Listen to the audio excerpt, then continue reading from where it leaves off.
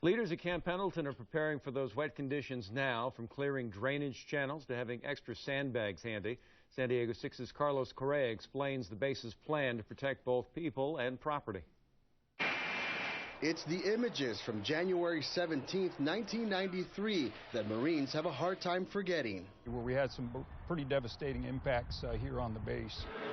Heavy rainfall that year led to major flooding, which caused damaged roads and bridges.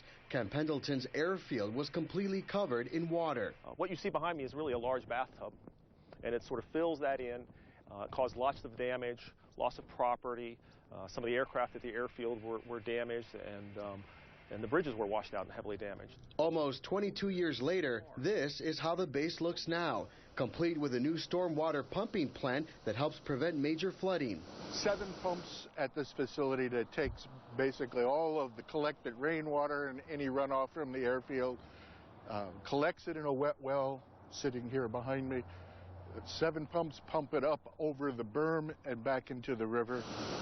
Each pump releases about 150,000 gallons of water per minute. When the pumps kick on in sequence, the first pump kicks on at 1345 meters.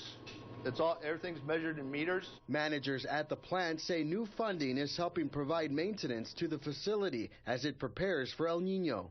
We pride ourselves on being the most ready when our nation is least ready. Commanding officers are meeting regularly, taking a proactive approach. They are constantly planning, revising protocol. They are learning how to respond and then recover from major flooding when and if it happens. Communications is something that you have to do anything militarily. And so obviously they're very important to us, particularly as we get into any kind of hazard situation. Carlos Correa, San Diego 6 News.